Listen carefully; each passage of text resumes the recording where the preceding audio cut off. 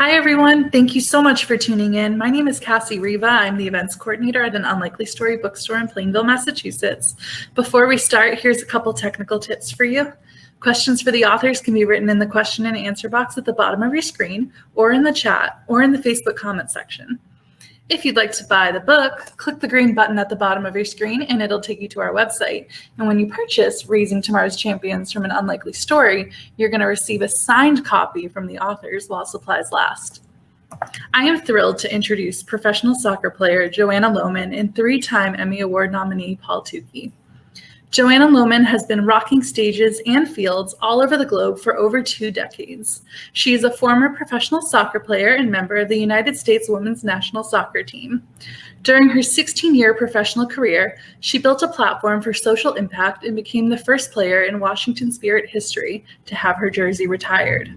She is also a professional speaker, human rights activist, and a sport diplomat traveling the world running programs in less developed nations. Paul Tukey has been an award-winning journalist for more than 40 years.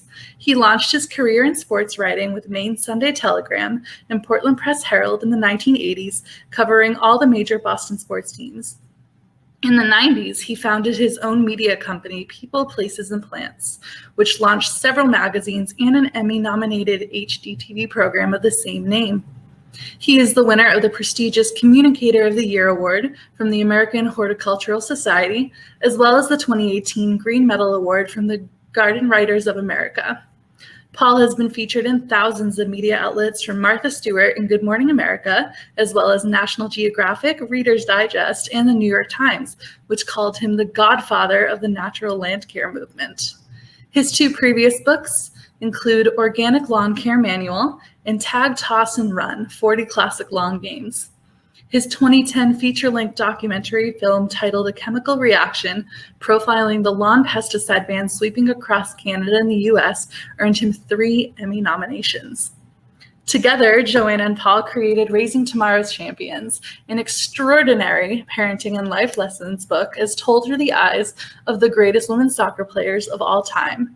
The book offers intimate insights into what it takes to develop the grit to win in sports and in life, and to become your authentic self in the process. Interviewing Joanna and Paul tonight is one of the owners of an Unlikely Story bookstore and cafe, Julie Kinney. Julie, Joanna, Paul, thank you so much for joining us tonight. Hey. Hi, thank you for having us. Thank you. That was awesome. I think my mother wrote that. All right, so we'll jump in. Welcome. Thank you so much for being here, Paul and Joanna. Hi. Congratulations to you on writing and publishing the book, Raising Tomorrow's Champions. I know what it takes, not personally, but I observe it regularly, what it takes to put out a book, and it's a lot of work. Yeah. So that's tremendous. So the book addresses a lot of things, but the overriding objective is to share the stories of the greatest female soccer players, professionals to have played the game here in the U.S. So within that context, there are many stories, perspectives, and lessons learned that can be extrapolated and useful to players, coaches, parents at all levels of sports and otherwise. So Joanna is one of these top women's soccer players from the U.S. So Paul and Joanna, you can kind of take turns answering this question. So tell me how the two of you came together, because we just heard about Paul as being when I read your bio, you were referred to by the New York Times as the godfather of the natural land care movement. So tell us how the two of you came together and created this book. Well, I'll jump in first, because one of my books called the Organic Lawn Care Manual is actually what brought me to Maryland, where I'm sitting right now, for what I thought would be one day. And I was brought in as an environmental consultant for a museum in Potomac, Maryland. And one day turned into a lifetime. I literally live in Potomac, Maryland now, and I work at a museum called the Glenstone Museum. And I have a daughter who when I was commuting from Maine down to Potomac and back, the babysitter said, "This one's going to be a soccer player." She was 2 years old and she's in diapers, right? And I laughed. She says, "Oh no, this one's going to be a soccer player. I've never seen a kid like to kick the ball this much." Fast forward, 9 years later, I'm living in Potomac, and who shows up at my daughter's soccer practice but Joanna Lohman, the Rainbow Warrior. And we had watched her. She plays for the Washington Spirit. So at that point in time, there were 9 professional women's soccer teams in America. One of them happened to play, that is, 14 miles from where I live. And so we were season ticket holders. And my daughter she was just transfixed by Joanna Lohman. You see the hair, right? So the spiked blonde hair, but she also played center mid, which is my daughter's position. And so she wanted to go see Joanna. That's what she wanted to do. She wanted to see Joanna Lohman. Joanna Lohman shows up at my daughter's practice. My daughter's still transfixed. And then you get to know Joanna Lohman, the person. And it's like, wow, this is someone that you want your children around. Positivity, just constantly moving, constantly thinking, constantly smiling. Nothing negative that can be associated with some of the dark side of youth sports, which we talk a little bit about in the book. So I actually invited Joanna out to lunch. Said I had an idea for a book. Would she be interested? And we had lunch and 45 minutes, talking, maybe an hour talking. I'm walking back to my car, and literally I left the restaurant maybe a minute and a half earlier. I'm sitting in my car. I get a text, all capital letters, "I'm all in." So we decided to write a book on that day. That's my story. That's. Is that how you remember it, Joanna?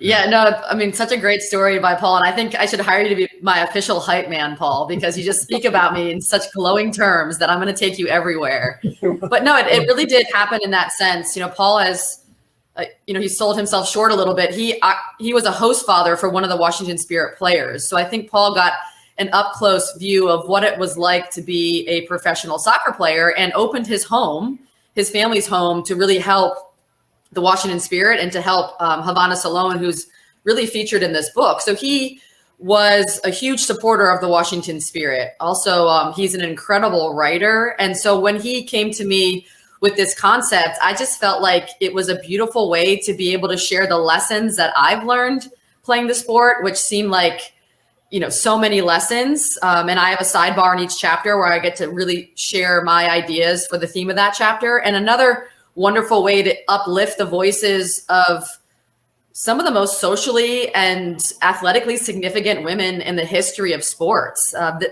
women's national team has been so impactful, dating back to, from what we remember, 1999 when they won the World Cup at the Rose Bowl. Brittany Chastain rips off her shirt and flexes her muscles.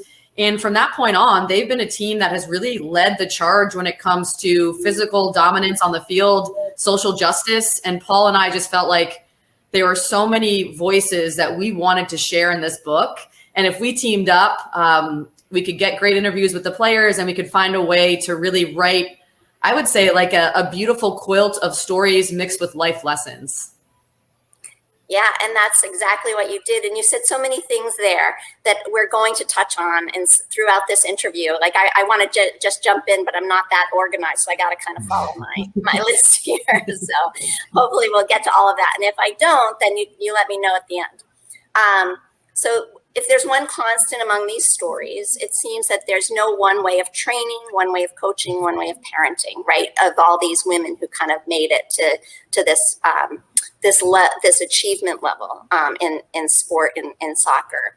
But there do seem to be some universalities, and one being the mindset of a player that achieves this kind of status. So how would you describe such a mindset, given all that, based on your experience, your mindset, but also on the women the women you interviewed? What universalities would you say exist? Yeah, I would love to jump in because I'm going to start teaching a course on the athlete mindset. So this is just perfect. I think, the core of every athlete that makes us to the highest level is the passion, right? It's the passion for the sport, to play just because they love it. It's not to win trophies necessarily. It's not to be the best in the world, but because they love the sport. And, deliberate practice. A lot of these women, they practiced over and over again, repetition, with boys, most of them growing up, right, with some of the best players that they could find in their area. They were really gritty, really scrappy. And I think Paul would agree that everyone that we interviewed had faced some sort of adversity, whether that was from their childhood, whether it was through injury, whether it was being cut from a team like Alex Morgan was when she was 13. They all faced some sort of adversity and were able to rise above that adversity with their mindset and also just with their determination. And not a single player had it easy that's made it to the national team. And I think that's just such a wonderful concept for kids to understand that failure is part of your journey. And failure is actually what's going to make you stronger and what's going to really set you apart from other people. What did you think, Paul? Yeah, absolutely. We asked early on, one of our first interviews is the woman who coaches at the Naval Academy. And Joanna, you got to help me with her name. She played on one of the early national teams in 91. Karen Gabara. Yes, thank you, Karen Gabara. Mm-hmm. And so she coaches in where none of these women are going to be national teamers, but they all have these common attributes because they were able to play at that, they're able to perform at that level in the military, perform academically, perform on the field. And we asked her the same question, what's the common denominator? And of those players that she coaches and of the players that made the national team, you remember the word, Joanna? Drive. And yeah. Everybody's got this drive. As a parent, you can't will that to your children. We all want to, right? We desperately want our children to be the best versions of themselves. And I don't care if we're talking about soccer, we're talking about being a mathematician, we're talking about being an astronomer. I don't care what it is, being a model, whatever. You have to have that from inside you to want to go get it. And no parent, if your daughter wants to be just have fun playing soccer, there should be no shame in that, right? She doesn't want to be the best.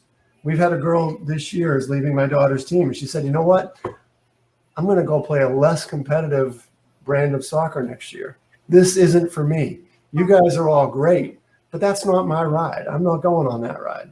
My daughter, still age 13, unfortunately, 70% of girls quit soccer and sports outright by age 13. Yeah. My daughter's still on that ride.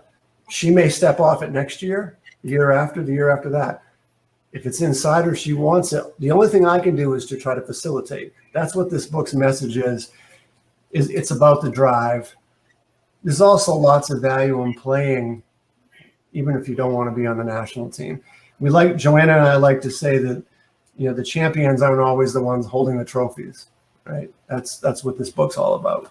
Right. Yeah. And I want to add in that, in order to really follow your passion and to have the drive to really make it in whatever, thing that you love, you have to be willing to sit in discomfort, right? There's going to be moments where that they just don't feel good, whether you're running fitness, whether you're studying for a really hard exam, whether you're doing a presentation and you feel really nervous about it. You have to be willing to sit in that discomfort and get past it in order to really push yourself to the next level. Yeah. Okay. So with all good titles, my husband tells me, there's often more than one meaning to the title, right? There's more than one definition. Right. And I think that's probably true with Raising Tomorrow's Champions. So how do you define champion? Joanna, go ahead.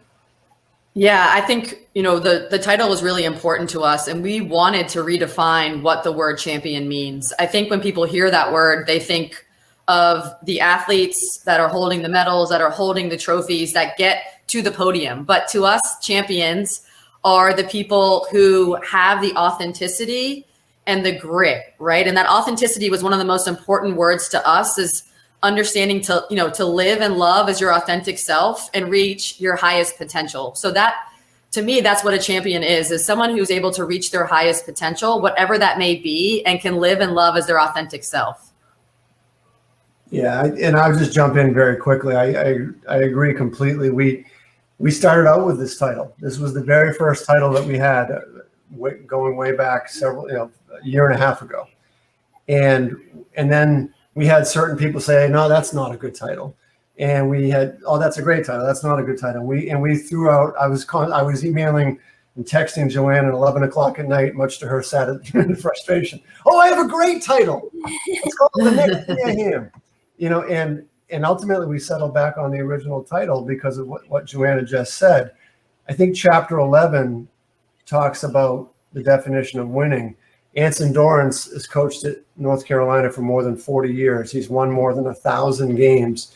When he started out in his 20s, it was about winning, and the players were pawns in a chess game. 40 years later, he cares much less about winning than he used to. He still wins, but it's all about developing the character of the young ladies who he coaches. And when we wrote this book, it's about helping people and giving parents the tools to understand. I'm sure he's not one of the people listening right now. Joanna, tell the story of the dad that you train, and I know the dad, and we're not going to name any names and embarrass people, but this dad just desperately wants his daughter to be great. And so he brings him to Joanna Lohman, exclusively pays her hourly fee. And talk about some of your 2 weeks ago, you told me the story of this dad who I've witnessed and now for 3 years. And he's emblematic of the whole problem with parents and why we wrote this book. You know who I'm talking about? Yeah, I mean, no, I do. And I would love to share some stories about a lot of the kids and the parents that I train. And this particular father, I had trained his daughter multiple times, but he hadn't been there, and her mom had been there. And then he shows up to like our third or fourth training, and she immediately tenses up. And she's constantly looking over at him. She's making mistakes. You can tell she's incredibly nervous. And I walk over to meet the dad, very nice guy, but immediately he tells me the 5 or 6 things that his daughter needs to work on that she's struggling with. And just, that in itself was just a little bit discouraging to me because, she's right there, she's hearing it. And of course, we're all works in progress. We all have things we need to work on. But that's the first thing that he brings up to me. And you could tell, like, she had a visceral reaction when her father showed up. And I think this is, the misperception that a lot of parents think they have to pick apart their children's abilities to make them better, when really they should be the support system. They should be the one next to their children, most of the times being their cheerleader. And as her coach, I can be the one who says, all right, these are the areas that we need to work on. And only if you're willing to, and only if you want to, right? And I think that, parents really want to wear these multiple hats where they want to coach their children and push them in the right direction. But like Paul said, I think the athletes that really make it and the people that find their passion and are able to be successful are the ones that lead their own journeys. And the parents really step to the side and allow their kids to thrive and flourish with that foundation underneath them. Yeah, I'm the mom of 2 basketball players. I wouldn't say they're anywhere near the elite level. They're not watching, but it's funny because I'm not an athlete, and I didn't really play much team sports, but I do find myself falling into that trap a little bit, and I really am. I'm cognizant of it, but I find myself thinking, well, why aren't you in the gym? Why, because you want to play, you want the time on the court, so yeah. Where are you putting in the time?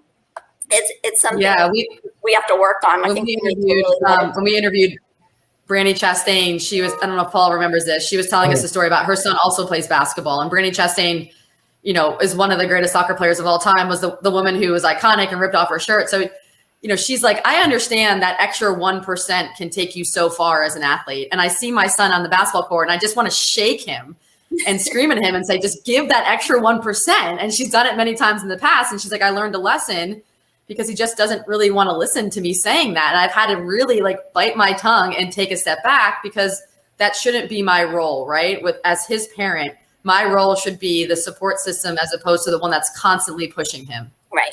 Yeah.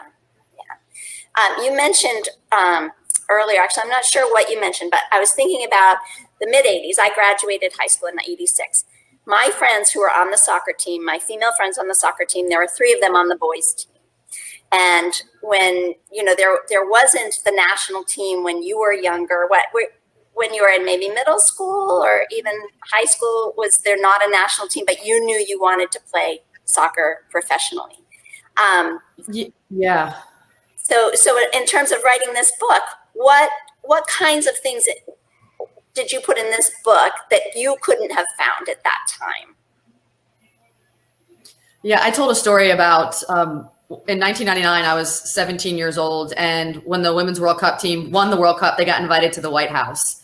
And honestly, I hadn't paid much attention because I couldn't. It just wasn't available to me to see women of that stature playing sports. So when I got invited to the White House, I was just absolutely in awe. I got to see them up close. I got to see them, accept an award from President Clinton. I was starstruck. And that was really the moment where I understood that I could be a professional soccer player, that this reality could be my truth.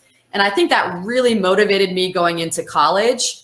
But prior to that, there weren't that many female athletes that I was able to really aspire and look up to. So I think having that moment was so pivotal for me. And that's why we understand in this book, because we write a chapter about it, about how important seeing and believing, right? Like I can see someone and I believe that I can be that person. So representation is critical, and being able to see these powerful, brave, strong women on the athletic fields is so important for young girls. And they just inspired millions and millions of young girls, the women's national team, and continue to do so. Would having known some of these stories when you were younger changed your journey at all? I think, yes, I think it would have. I had amazing parents who didn't know much about soccer, which turned out to be a blessing. I also think I grew up in a time which was much more wholesome when it came to youth sports.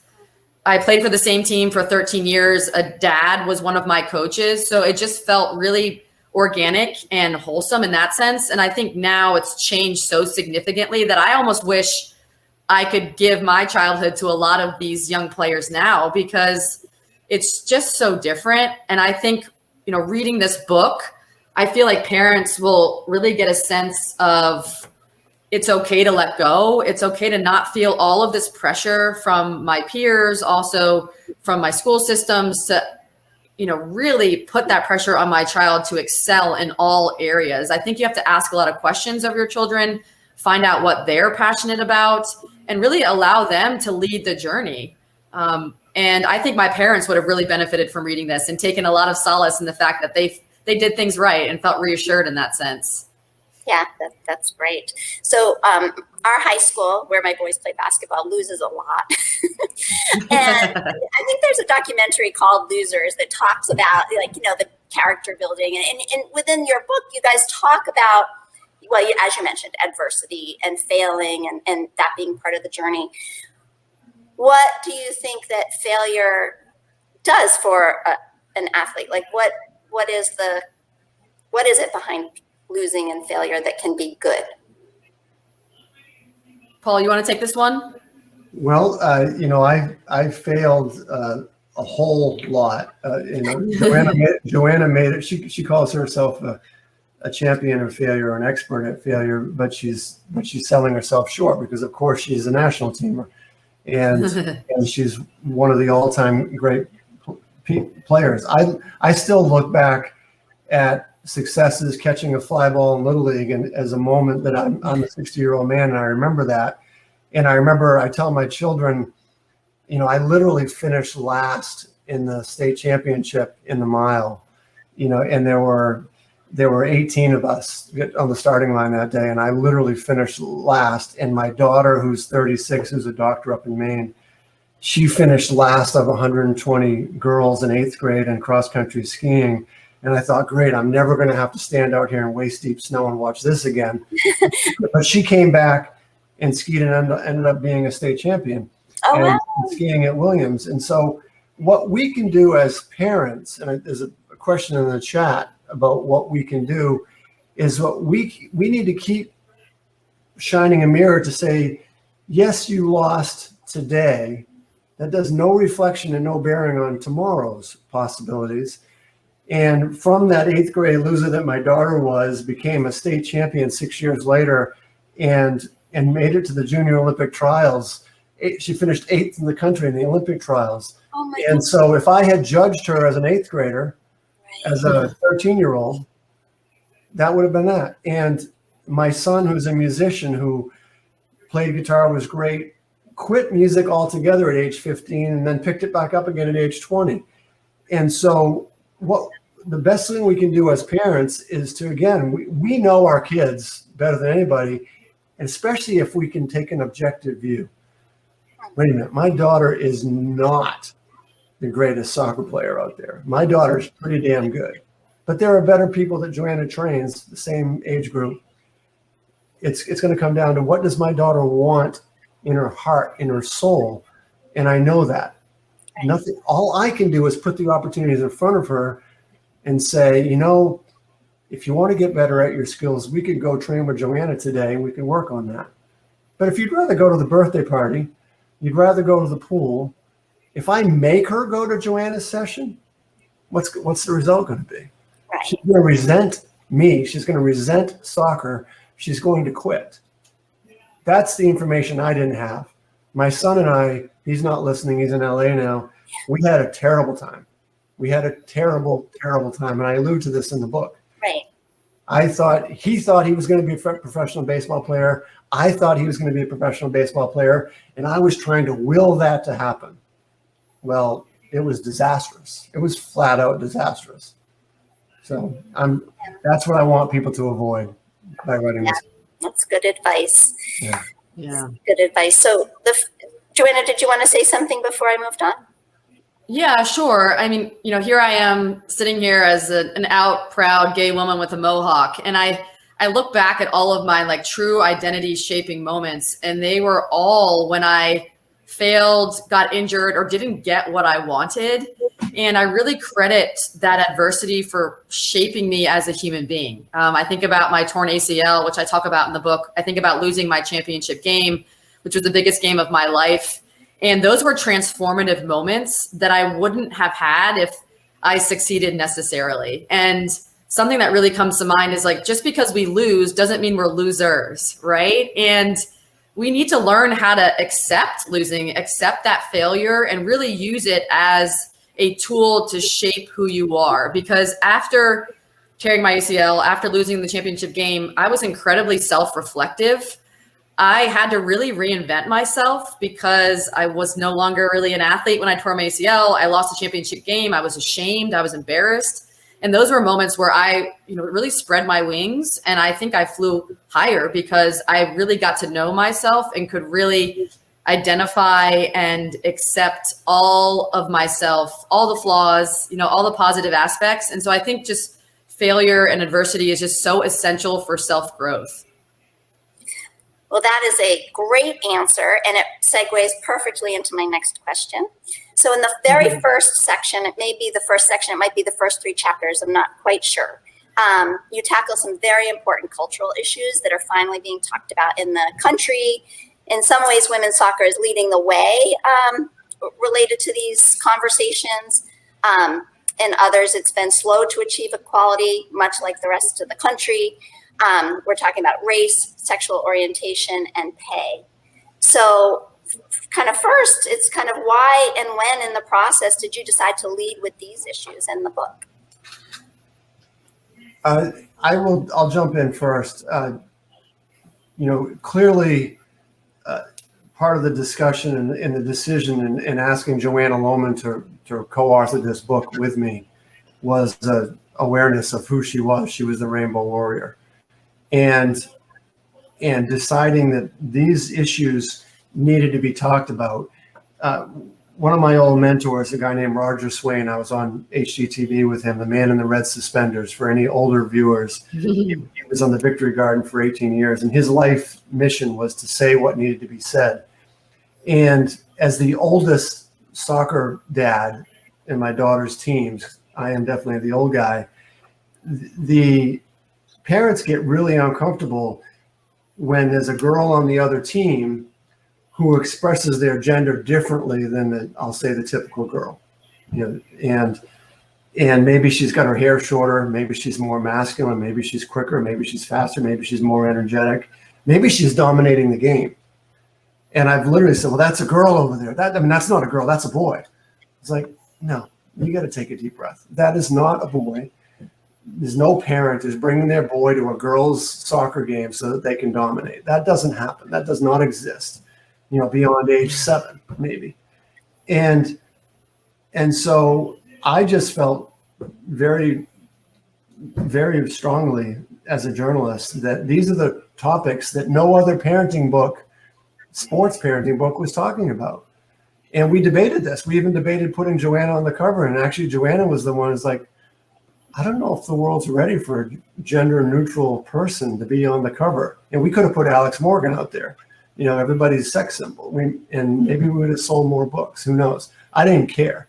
I didn't write this book to make money. It's nice to make money. It's nice to sell books. I wrote this book to say what needed to be said. And I'm proud as hell to talk about the things that Joanna Lohman represents every single day of her life. Thanks, Paul. Paul, why don't you tell the story about your friend around the fire pit when the reason why we chose to put those first 3 chapters first. That's right. So last year in COVID, it's probably about this time last year, and everybody's getting together. We haven't seen each other for months. It's a socially distant bonfire. Everybody's got their beer, and it's 6 other white fathers, let's be blunt. What are you doing? I'm doing it. Well, I'm writing a book. About what? I said, I'm writing a book about women's soccer and life lessons from women's soccer. One dad says, oh, did you meet Mia Hamm? Is she hot? I said, yeah, I met Mia Hamm. Mia Hamm's cool. I said, but actually the most interesting interview so far has been Abby Wambach. And another dad says, well, isn't she that gay one? I said, yeah. I said, actually, the woman I'm writing a book with is gay.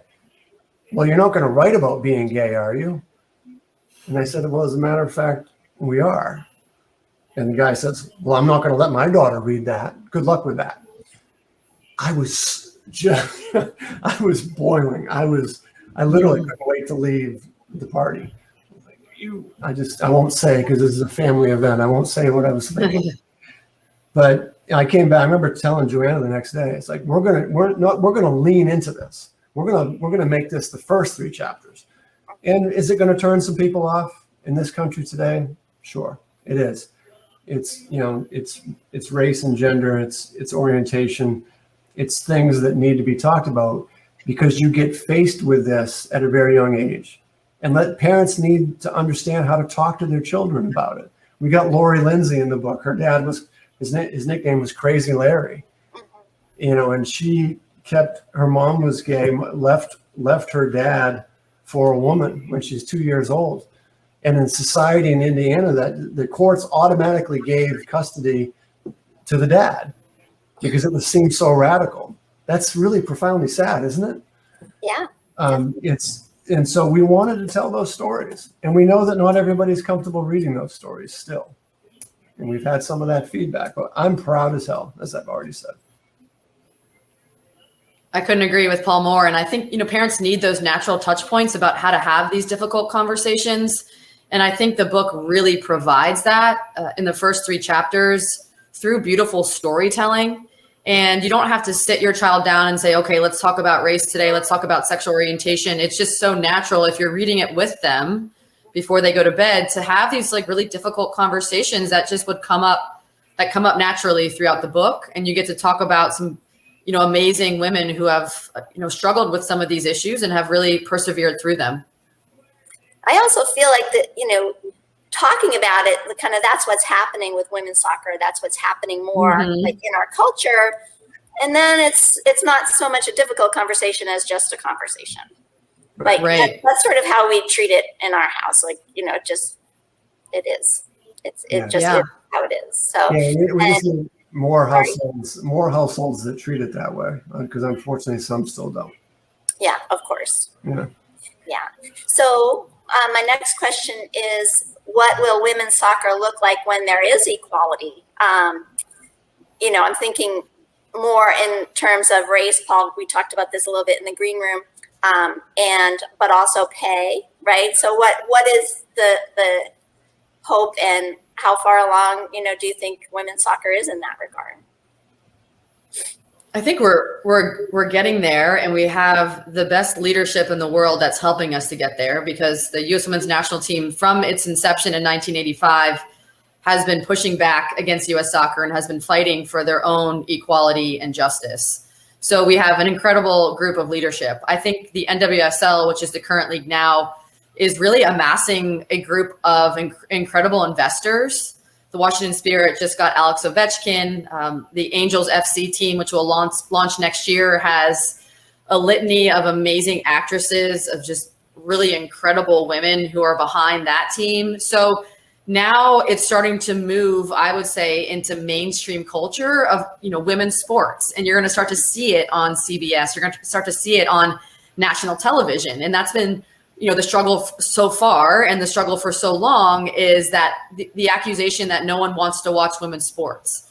Well, it's never available. So now as it starts to become more available, I think you're going to see a lot more popularity. I think you're going to start seeing a lot more people in the stands. And it's going to be a snowball effect, because I think you really haven't tapped into the potential of what women's sports can be from a marketing perspective, from an athletic perspective. These are women who are at the top of their athletic skill set. And they're also brilliant. They're brilliant, by the way. They're part of the community. They add incredible amounts of value to the city that they play in. And just globally, I think women's sports and women's soccer is growing exponentially. And I'm excited. I'm so excited about the future of women's soccer and also the future of women's sports, because you see it they're really, pushing back now. They're really starting to demand equity, equality, and justice. And it's just for me, it's a beautiful thing to see, knowing how far it's come. Yeah, that's great. So on the race side, mostly race anyway, you talk a lot in the book about pay to play, and I see it here in our community, and it really kind of caters to the privileged. I know that there are a lot of programs, but how is equality achieved in light of that, in light of that culture of pay to play, like AAU? So I think that there's an acute awareness that we haven't done enough as a society to make these opportunities available. And the cow's out of the barn, the horse is out of the barn, whatever bad cliche I could use. The reality is that sports specialization is not going to go away. So people gravitate to a sport, and I don't care. This is true for soccer. This is true for baseball. This is true for anything that children do these days.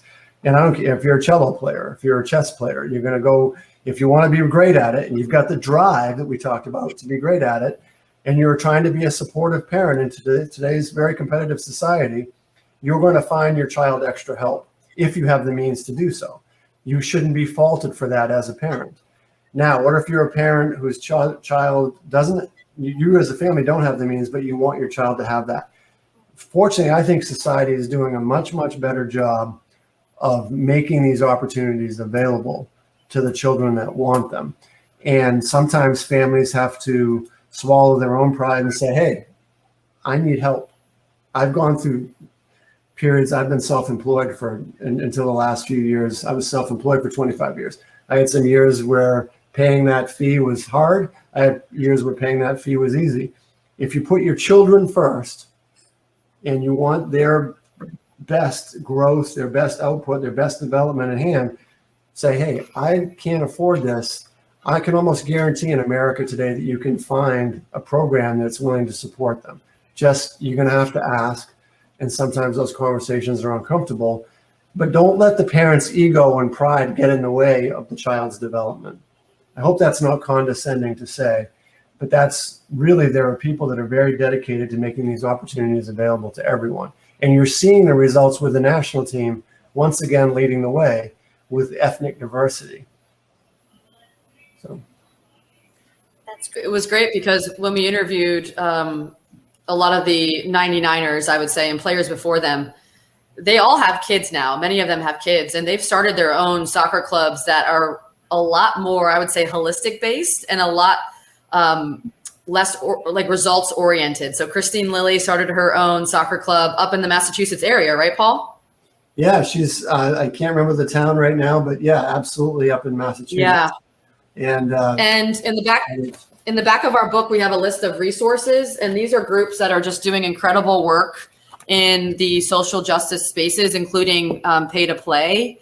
And like Paul talked about, there are so many clubs and organizations now that offer scholarships, and there are so many players in the women's national team that have their own nonprofits or own organizations that are really trying to make the sport more diverse and really trying to provide the opportunity to anyone who wants to play. That's great. we're getting a little low on time, so I'm going to jump to a couple of questions I definitely wanted to ask, and then we can circle back on anything you feel like I missed. Okay. So Joanna, when Cassie introduced you, she mentioned that you're a sport diplomat. I would like to hear more about that. I understand that I don't know if you've visited or lived in 45 countries, did I read today? I'm not sure which that is, but if you've lived in 45, that's really quite a feat. But I'd like to hear more about what that job is, like what you do, is it for the State Department, and give us more. Yeah, it would be hard to live in 45 countries at the age of 38. So I've only visited them. So just to give an example, the past 4 years pre-COVID, I had spent them in sub-Saharan Western Africa. And I travel as a sports diplomat with the Department of State, and we run programs in each city and each country that use soccer as a vehicle for social change. So the last trip I took was to Nigeria, and Nigeria has a very rampant issue with child trafficking. So we work with young girls who, most of them have never touched a soccer ball in their life. And we get them out. Yeah, some great pictures. We get them out on the field playing soccer, and then in between the soccer events where they're, learning about the game, teamwork, all the lessons we talked about today, they are getting guest lectures. They are being educated about child trafficking. They had a young woman who had been trafficked that survived and came back. That got to speak to the young girls. So it's a combination of a soccer and educational program that really tries to help these young girls get out of whatever circumstances they may be in. And that's what's similarly what we run in each country that I've been to in Africa. And honestly, like sometimes when I'm on these trips, I just have to pinch myself because I can't believe that, this is my life and I get to make, that kind of impact. And especially in Africa, when I walk off the plane, I look like an alien from outer space, right? Like no one knows what gender I am. No one understands my haircut. I'm wearing, US soccer gear. So they already assume I'm a celebrity. So it's a really impactful experience for me personally because life gets put into perspective. And I really get to understand how lucky I am to be a female athlete in the United States of America and all the privileges that I possess. And it inspires me even more to be an advocate for all of these social justice causes because I have that platform and I'm safe and I have that privilege to do so. Oh, that's fantastic. I'm so impressed and really grateful that you're doing that. And thank you. I'd like a whole new book on that, please.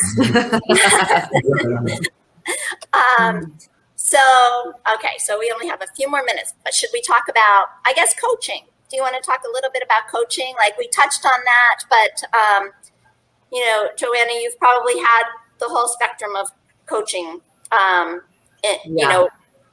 I'd like to hear a little bit about styles, what you think is the most effective or best, if that's even possible to kind of identify. Yeah, no, I would love to talk about coaching. I think coaching is a parallel form of parenting. And obviously the coach should have a deep knowledge of the subject.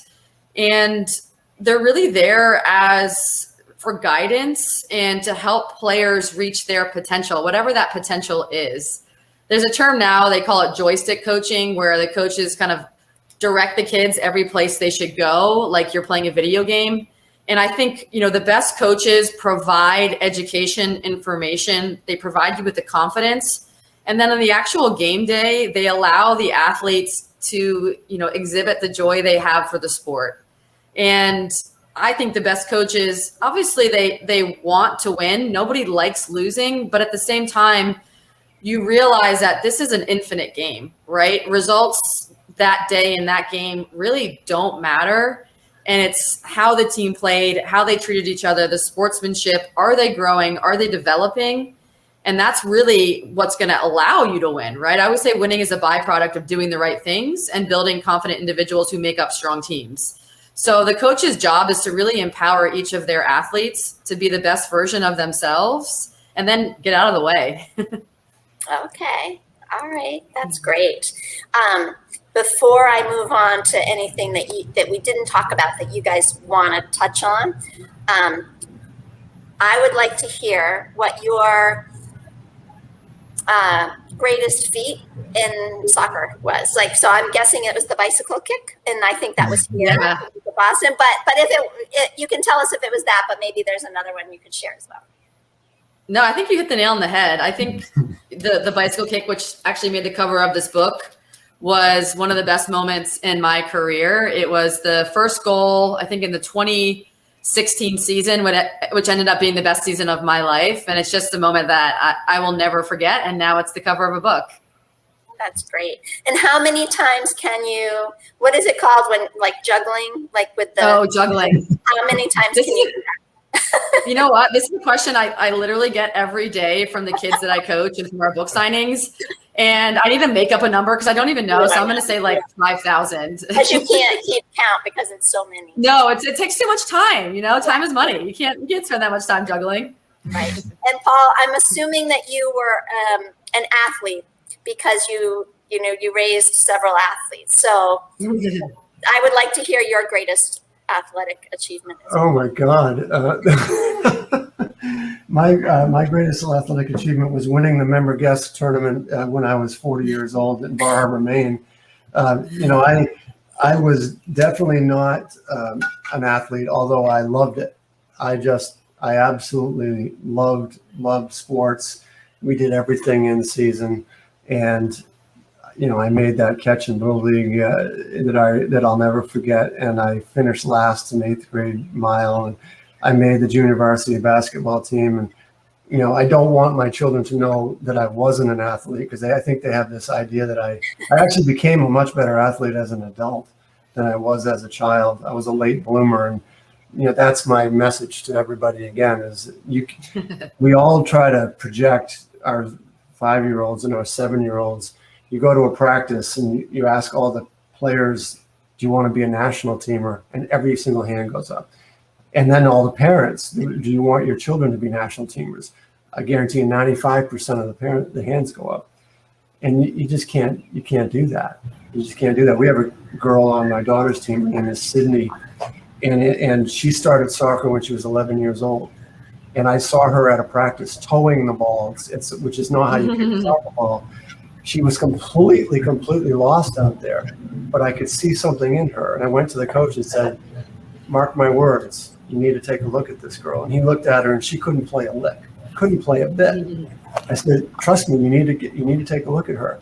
Well, she is like, I think she your most avid client, Joanna? And now she's definitely. You're gonna read about this girl someday. Yeah, she didn't start until she was 11 years old. So we don't want to waste any time on my athletic achievements, but I love it. And I have a rule in my house: you have to play a sport, and you have to play an instrument. And doesn't mean you have to be a champion in either one, but you'll become a champion because you did those things in something that we haven't even defined yet. That's my thesis. That's great. Cassie, would you mind asking the questions that are in the chat? I apologize for going a little bit over. It's okay. We have time for one question. This one's from Richard. Are there any thoughts on multiple sport athletes and the overfocus on one at a young age? You want to take that, Joe? We have many thoughts on that. Yeah, many thoughts. But I think one of the themes of our book in the women that we interviewed is that the majority of them played multiple sports. So I'm going to speak for both of us when I say that we are big proponents on allowing your children to play multiple sports. It's actually scientifically proven that it's healthier physically. You'll get less injured.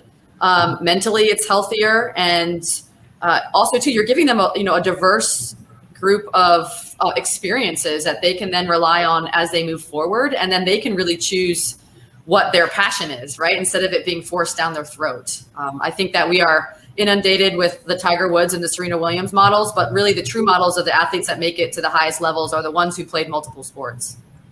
Yeah. Awesome. Absolutely. What a perfect way to wrap up this event. Thank you both so much. Thank you, Julie, for moderating this event. Yeah. Click that green button below and order a signed copy. They signed it for you because they're awesome. So extra special. They both signed it. So pick up a signed copy. Click that green button. Joanna's dog is adorable. So we say hi. What's his name? Julie. Hi, Dewey. His name is Dewey. Hi, Dewey. Thank you all so Joanna. much. Thank you, Paul. Thank you, Cassie. Bye. Thanks, everybody. Thank you so much. That was awesome.